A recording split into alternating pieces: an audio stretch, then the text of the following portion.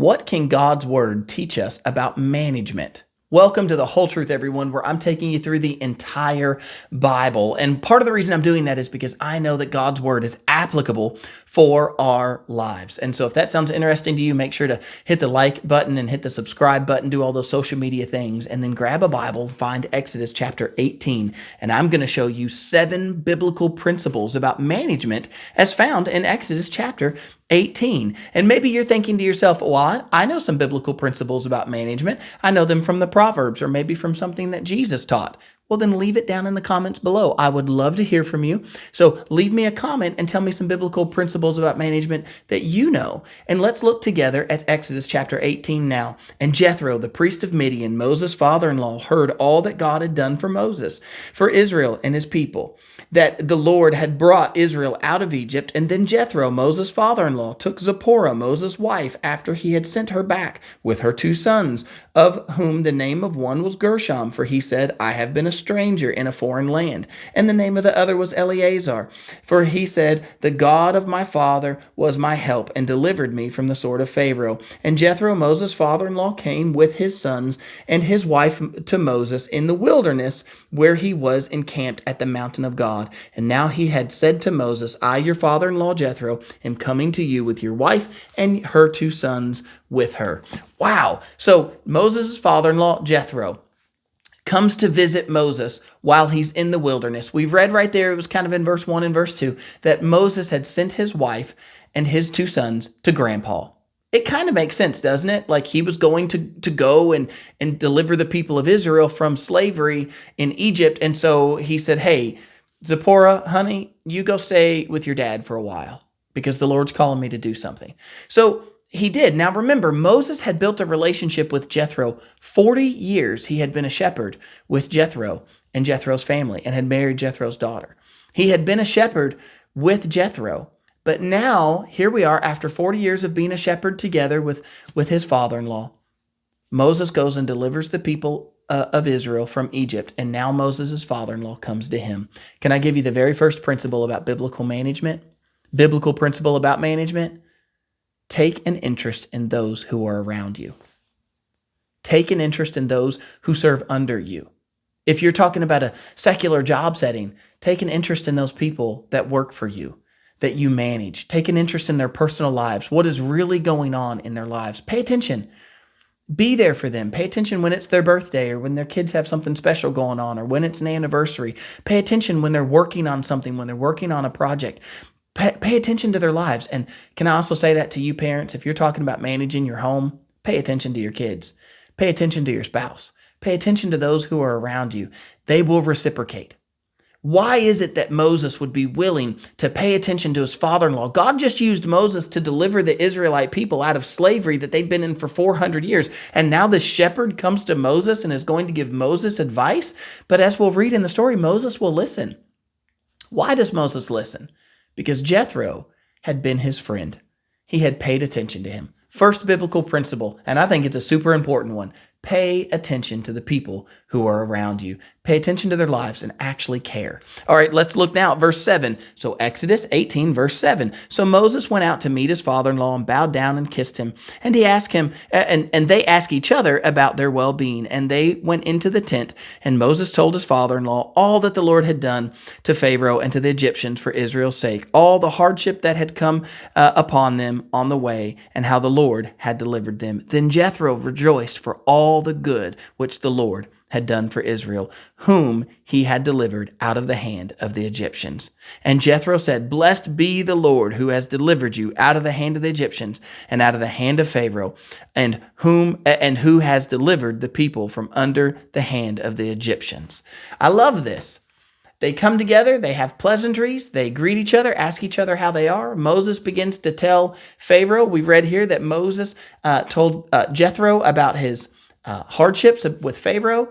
He told him about the hardships while they were in the wilderness, but he also told him how God had delivered them from slavery and delivered them each time there had been a hardship. So we're talking about that lack of water, lack of food, manna being given from heaven, all of those things that had happened with Israel under Moses while they were in the wilderness for these several months.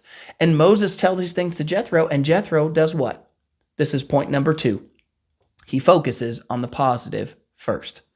Moses told him about the hardships and he told him about the blessings. And Jethro says, "Blessed be the Lord who has delivered you." He focused on the positive first. We have a tendency as human beings to always kind of gravitate towards the negative and what's going wrong.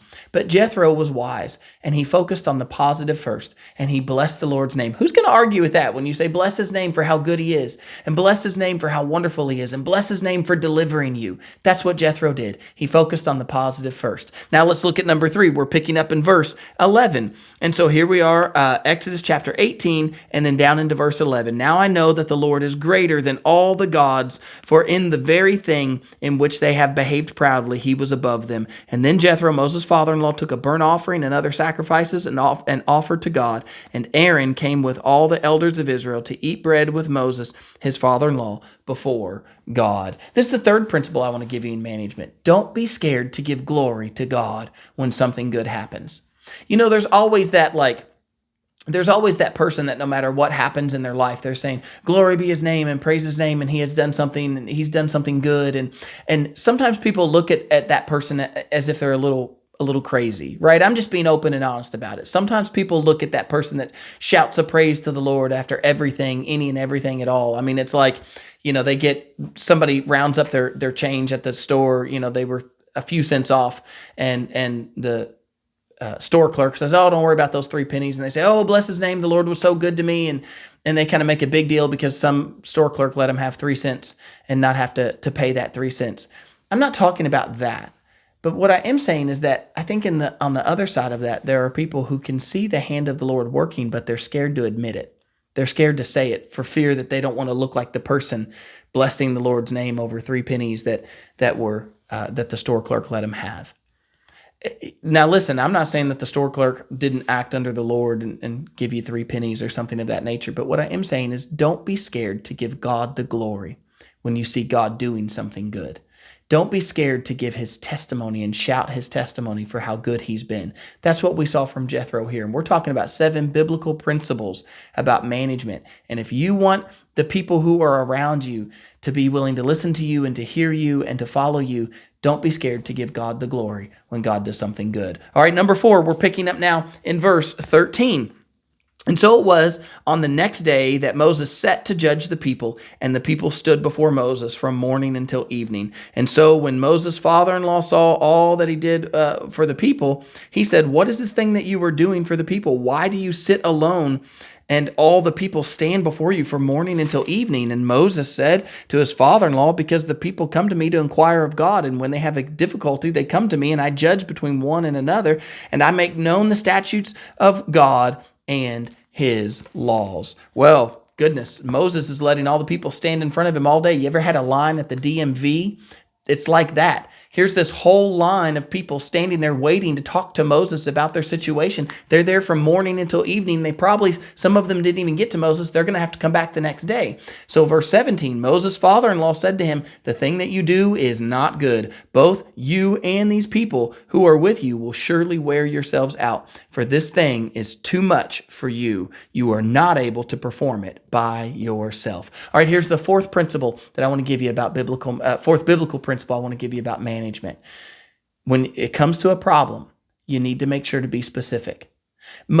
Jethro tells Moses, "Here's the problem. It's a problem. It's not good that you're letting these people stand here all day and trying to judge every little thing." There's probably over 1 million people in Israel that are heading to the promised land that Moses is over top of. There is no way he's going to be able to manage all of these people, that he's going to be able to manage their problems. They're standing before him all day long, and he's still not getting to them. Jethro says that is not good, but then he tells them why. You're going to wear out, and the people are going to wear out. You're not going to be able to perform this way.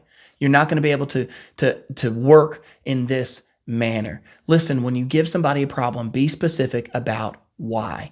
When you have to come to the negative, we ought to be positive first. That was the second principle we learned. But once you get to that point that you have to correct, Make sure to tell somebody why you're having to correct it. Be specific about why it's a problem. Let them know. It will reciprocate. It will give somebody a chance to say, oh, well, you're probably right. I didn't think about it that way, or I didn't think that that was going to happen, or whatever it might be. Be specific about why you're coming to them with that problem. Well, then look at what he gives them next. He gives them some advice of how to deal with it. So verse 19, listen now to my voice, and I will give you counsel, and God will be with you. Stand before God for the people, so that you may bring the difficulties to God. And you shall teach them the statutes and the laws, and show them the way in which they must walk, and the work they must do. I love this. He says, take these people, all these people, the 1 million people that are here, take them all, and yes, take their difficulties to the Lord. Be the go-between between them and the Lord. But teach them the Lord's statutes. Teach them the Lord's rules. Teach them about his righteousness. Teach them about his way. Teach the people. Teach these people about God. Don't just keep it all for yourself. Don't keep all the knowledge for yourself and be the only guy. Teach them. Friends, I want to tell you that's the same thing. And this is true in a secular setting or in your home or your marriage or whatever. Teach virtuous living. The righteousness of God, the statutes of God. I know, especially in a secular setting, that you think there are other things that are more important, like HR or political correctness, or making sure that somebody knows all the manual, the performance manual, or whatever you might have at your job, or whatever. You think that there's these other things that are important, but let me tell you that one of the most important things you can do when you're managing somebody is make sure to teach them the principles and statutes of the Lord. Righteousness, holiness, virtue. Those are the things that are missing in our society. I think most people probably know how to perform at a job, how to act or how to behave. I'm sure you're probably thinking of some one-off scenario of somebody that doesn't know how to act, but that's not what we're talking about. I'm saying that for the most part, people can probably figure that out. Teach the virtuous principles that God has taught us. Teach the statutes that he has taught us in his word, even in a secular setting, and you'll be blessed for it, and especially in your home. I can't tell you how many parents that I've dealt with that think that their kids know what their parents believe, but their parents never verbalize it, and the kids had no idea because mom and dad never said anything. Teach it to them from the least to the greatest. Now look what happens next. Here we are in verse 21. Moreover, you shall select from all the people able men such as fear God, men of truth, hating covetousness, and place such over them to be rulers of thousands, rulers of hundreds, rulers of 50s, rulers of 10s. And then let them judge the people at all times. And then it will be that the very great matters that they shall bring to you, but every small matter they themselves will judge. And so it will be easier for you, and they will bear the burden with you. Wow. There's one more thing. There's one after this. This is number 6.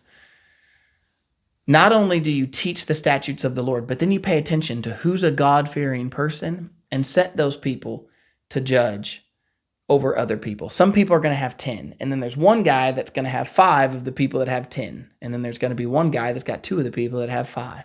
So one guy's got 10, and one guy's got 50, one guy's got 100, even up to 1,000. You put rulers over them. Delegate. Can I give you the 6th principle, biblical principle about management? Delegate. Share in the work. You don't have to do it all by yourself. The Lord will provide workers. God told us that the harvest is plentiful. It's the workers that are few. So what did he say? Pray for workers. It's okay to do that. It's okay to delegate to the workers. And if you don't have them, then pray for them and seek them and delegate the responsibilities. In your home, delegate the responsibilities. In your work, delegate the responsibilities. Friends, in church, delegate the responsibilities. The church is never going to grow. If you're in a church that's stagnant and you're not growing, maybe you want to ask yourself, are you delegating? Are you passing out some of those responsibilities to others who are there? And there's one more principle that I want to give you. Our 7th principle, biblical principle about management, comes out of verse 23. If you do this and God so commands you, then you will be able to endure, and all this people will also go to their place in peace. One last part. Here Jethro says to Moses, if you do this and God commands you, seek the Lord. Jethro says, hey, look, this is my idea, and this is how I would deal with it, but make sure you seek the Lord, and make sure this is what the Lord is telling you to do. When you're talking about a management situation or working with other people, whether in your home or in the church or in your workplace, make sure to seek the Lord. As a matter of fact, can I get real serious about this? When's the last time you prayed for the people that you work with? When's the last time you prayed specifically for those people in your family that you're working with? When's the last time you prayed specifically for your workmates, the people in the cubicles that you work with next to you or beside you, or the people that are in the bays or the stalls next to you or beside you? When's the last time you prayed for them? When's the last time you prayed for those people that work with you at church? Seek the Lord in this. Seek Him. He says that if we lack wisdom, we can ask of Him, and He gives liberally. Make sure to ask the Lord and seek Him for wisdom. Let's close out the chapter. Just read the last part of the chapter with me. So Moses heeded the voice of his father-in-law and did all that he said.